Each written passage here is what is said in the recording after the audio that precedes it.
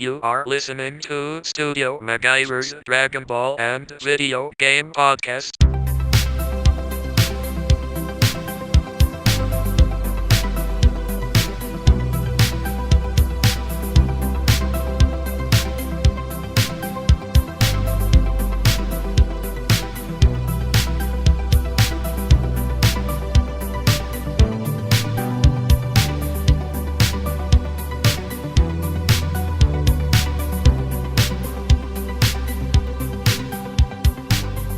What's going down, guys? It's your boy Studio MacGyver, and you are listening to Studio MacGyver's Dragon Ball and Video Game Podcast.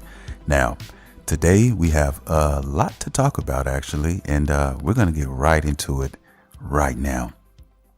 Now, let's start off first by talking about the latest Dragon Ball Super episode 112, and it's definitely adding up to be something spectacular, guys. I mean, it seems like they finally hit their stride in the writing room over there in Toei Animations in Japan and doing their thing, man.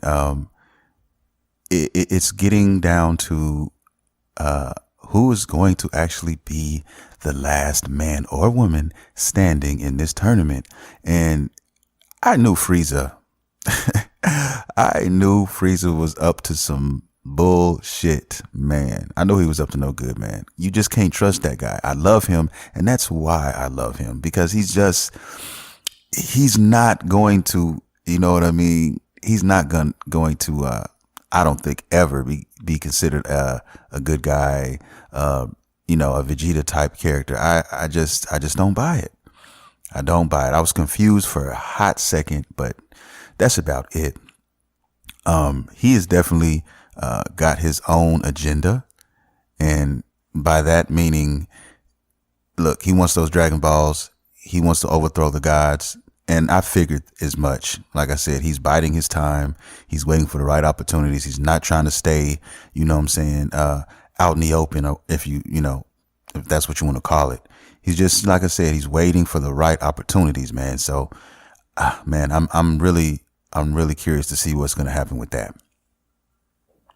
Also, we have Cabba actually got eliminated. So, I hated to see that, because I kind of like the relationship that he kind of has with Vegeta now. It's a master-student relationship. Vegeta does care about this guy and wants to see him, become better and get stronger, as a Saiyan. So he did do his thing, though, and the tournament. He actually reached Super Saiyan level 2 through some anger and, through adversity, he reached that level. So he's getting stronger, nice and slowly climbing up that ladder. And I think he might play a key role going forward in this series. Now he's eliminated now. And thanks to Frieza, who eliminated him, that is why he's gone. Frieza wanted to get him up out of there. He cannot stand Saiyans. He actually said it. He cannot deal with the Saiyan. So, for him, hey, he got to eliminate a Saiyan. Hey, it made his day. So it is what it is. Now, on to the next, I guess, topic in this series. Jiren, of course, if everybody knows, is chilling. He's basically like, look, I'm going to leave the light work to you guys. I'm done. I took out the heavy hitters. I basically, let Goku know that even in his new transformation, his new technique, or whatever you want to call it, Ultra Instinct, I handled him accordingly, no problems. And then Hit was the next guy in line. He took the next biggest threat out in his eyes, which was Hit. He laid him out. So put him out the tournament. So he's chilling. So Vegeta was a little insulted by that. And he wanted to, test out Jiren for himself. But before he had the opportunity to do that, guess what happened? Toppo interfered, and basically they had this little dialogue between the two, which I actually loved, because Toppo said, look, fight me, let's go. Vegeta was like, look, I'm not looking forward to fighting, a second fiddle. I'm not, I don't fight sidekicks. And then he turned around and told Vegeta, isn't that what you are? So I mean, look, man, They had me rolling because Vegeta was so pissed after that. But hey, it kind of is true. You know, Vegeta's another one of my favorite characters, and you know, hey, I had to eat a little bit of that humility pie. You know what I'm saying? So we will definitely see what's going to happen with that. I'm looking forward to this Toppo Vegeta fight because they're going at it now. And am interested to see how he holds up to Toppo because Toppo is actually very strong. He's nowhere near Jiren's level, but he's very strong. I think Vegeta can take Toppo. I think Vegeta is stronger than Toppo because Vegeta, in my opinion, is not too far off. Is not too far off from, you know, Goku. So we'll see. I mean, we're definitely going to find out. And, you know, I can't wait to see what's going to happen with that fight. Now, at the end of the episode, guys, there is now, for some reason, Caulifla wants to fight Goku. Now, I don't know why this is happening. I don't know why she wants to fight him right now, but she's claiming she's gotten stronger. And, you know, we're definitely going to find out what's going to happen on that. They look like they're going to go head to head. And I really look forward to seeing how strong she actually is compared to Goku. Even though I know she's not going to be able to hold Goku. But Goku is basically drained with, you know, energy wise. So he's basically a shell of his former self right now. He's not fully charged up or anything. So maybe she can compete with him, and who knows what's going to happen with that. But Caulifla is one of the, you know, of Universe 6, man. She's like the last hope. You know what I mean?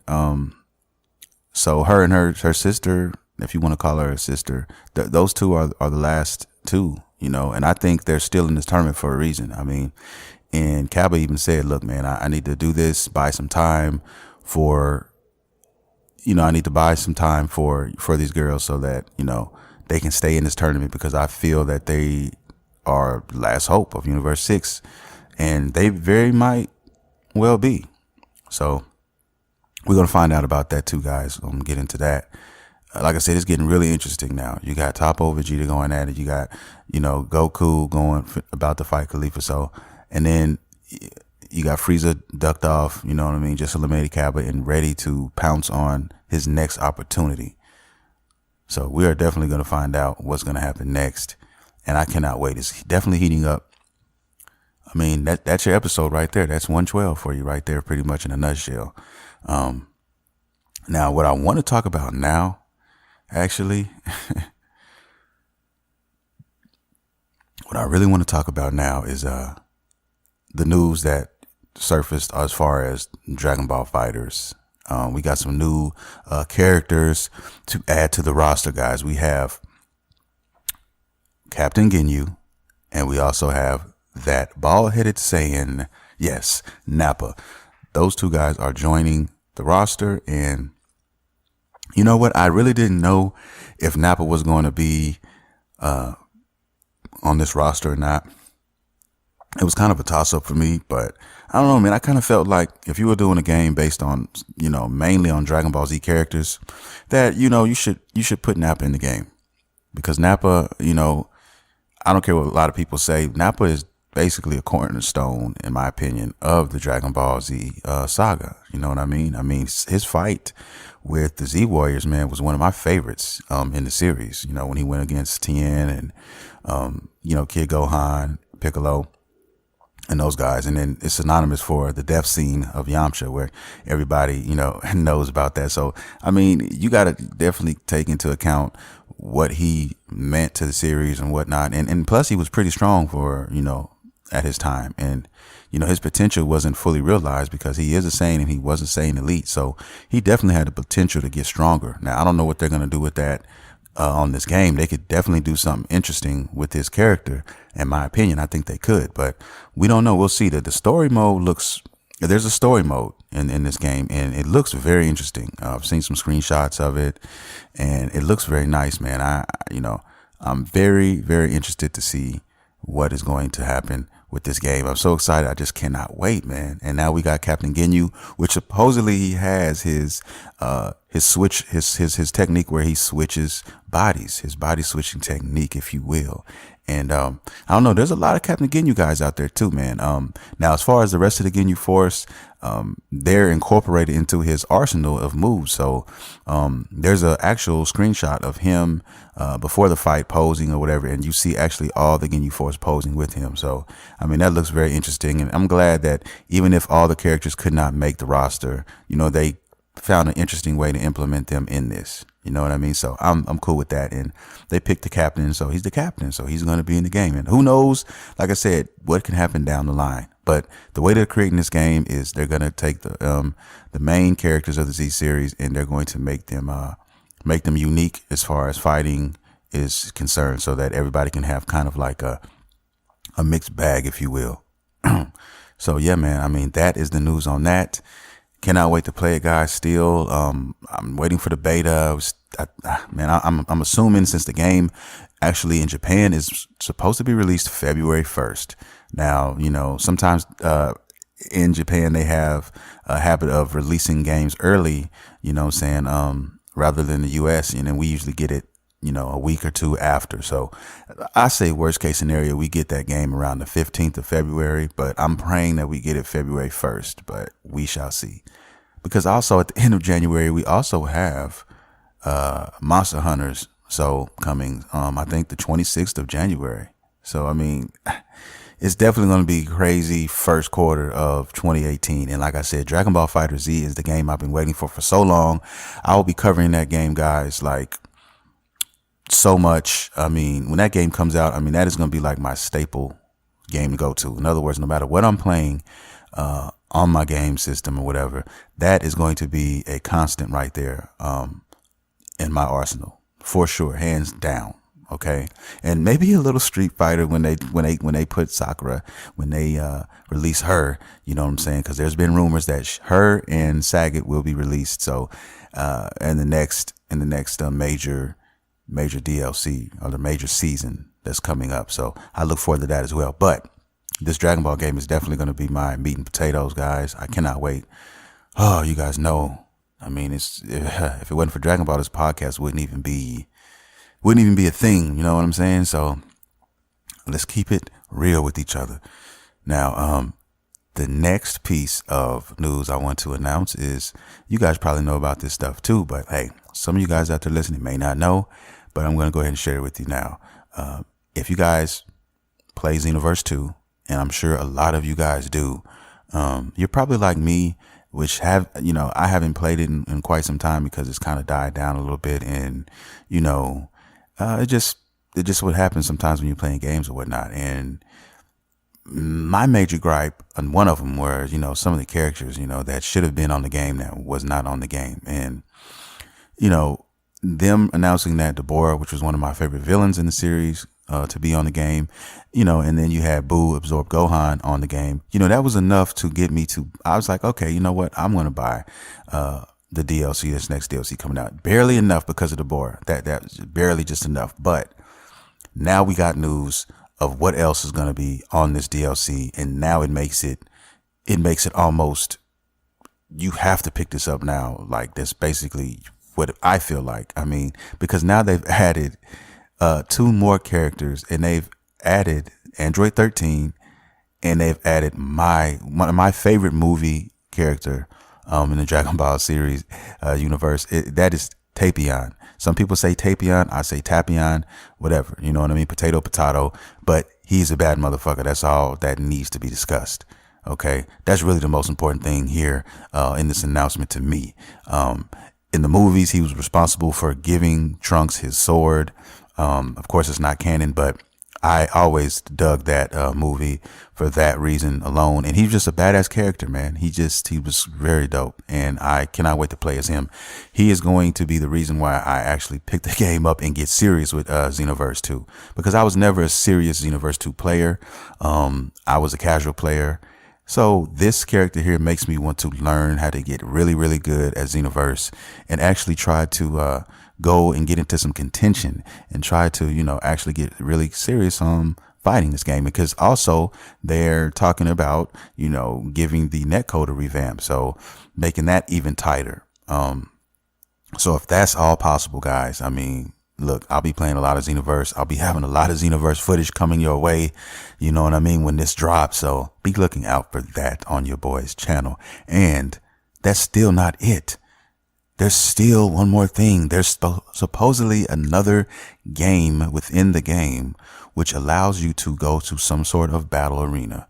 Okay. And you use set pieces, which are basically miniature Dragon Ball Z character, figures, and you put them out there against your opponents, and you go head to head in a turn-based style fight, kind of RPG style, if you will.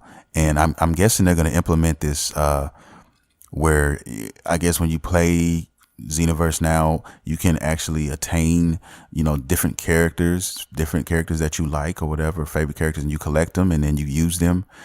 They have different stats and they do different things, and you can take those and go up against, opponents and stuff. So I'm really interested in that too. That's really got me kind of curious, because I'm asking myself this: are they just going to use characters from the game that's out now, or are they going to actually go to like a, just take it outside of the realm and go with like a Dragon Ball Heroes type of thing where, they're pulling characters out of everywhere, Dragon Ball, GT, and everything in between, and then using them like that. So they could take this and put this on a whole new plateau. You know what I mean? So yeah, this last DLC, guys, is definitely going to be the shit. It's definitely going to be worthy of a purchase, in my opinion. If you play Xenoverse at all, you know what I mean? I definitely recommend you picking up this, because I know I will be, and I'll be back in the saddle again. Yeah, I cannot wait. And they said that is not even everything. So they say there's even more on top of all of that. So, I mean, what? Bro, I'm speechless. I guess they heard the fans, they listened to the fans, and they said, look, let's make this right. Okay. And, because I thought they were just money grabbing with some of the things that they were doing. So I'm very happy. I'm very happy for this announcement. The only thing that's really killing me right now is a release date, because we don't have one. I've been looking every day, 2 or 3 times a day, trying to refresh, my news feeds and trying to find out, hey, when are we going to get, a release date for this DLC? The only thing that they're saying is it's going to be winter, and that could be anytime between November and January. So like, I hope they don't wait till January. They shouldn't wait till January, because Fighterz is around the corner, because when Fighterz comes out, man, it's going to get, yeah, it's definitely going to get real.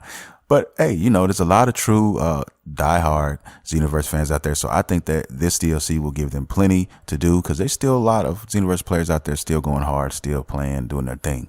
You know what I mean? But look, all great news pretty much all the way around. If you're a Dragon Ball fan, look, you cannot hate what is going on. It's all love, man. It is all love out here. So yeah, man, it's looking very, very good. Looking very good. So I'm very excited, guys, for the series, the show in itself, for the games and the content that we are about to receive.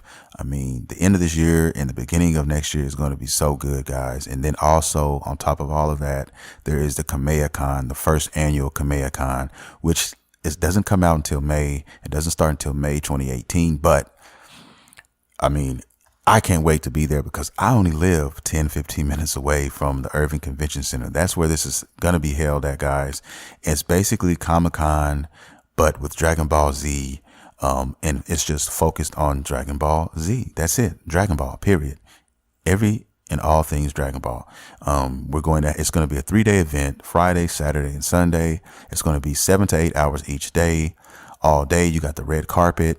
You have the actors from the series is going to be there. You also have from the actors from Japan coming. You're going to have all the heavy hitters there. I'm sure you're going to have the media. You're going to have like all the YouTubers, everybody here for this event, guys. And I just can't wait. I'm definitely going to be there covering this thing. And, like I said, for a guy who's just starting his channel and trying to, get the podcast, take it to the next plateau, and, do all these things that I've been doing, guys, it's going to be a very good and exciting time for me. So I'm very excited for this. 3 days of nothing but Dragon Ball, man. Come on. And then they're going to have a lot of Dragon Ball merchandise from all over the world. I've got to have the VIP pass. I got to get all of that. You know what I mean? So I'm very, very excited to go and meet Linda Young. I cannot wait to see her. She is the voice of the original Frieza, and who I still think, is the best. I still think she's the best, man. That's just my opinion. I was raised watching her, listening to her, and in my opinion, she's the better Frieza. Now, you could argue with that, or you don't have to, but that's just my opinion. And, hey, it's all good. Whether you like her better or not, we all love Dragon Ball, so we can all agree on that, right?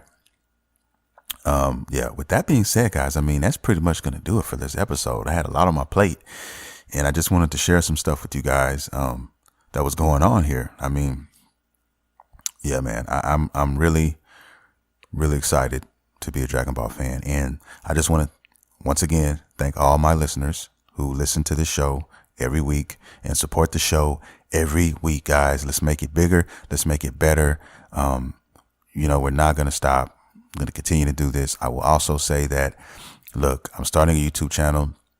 You guys, all you got to do is just go to YouTube and type in Studio MacGyver, and my page should come up. It's a very unique name.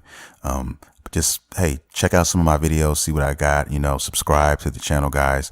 This podcast is also going to be available, and all the other podcasts will be available on that channel. So you can definitely catch it there. If you guys are looking for new content all the time, news, all those things I will provide for you. And just support your boy, man. We're trying to make this a full-time job, and we're on a mission here. We just hit over 600 likes on the Facebook page.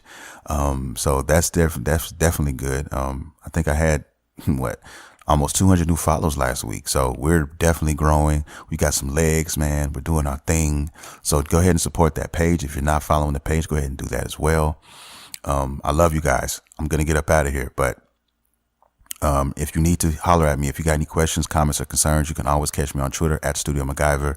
You can also catch me on the Facebook page at Studio MacGyver, and then Instagram is Studio MacGyver79. So with that being said, guys, this is Studio MacGyver. You have been listening to Studio MacGyver's Dragon Ball and Video Game Podcast.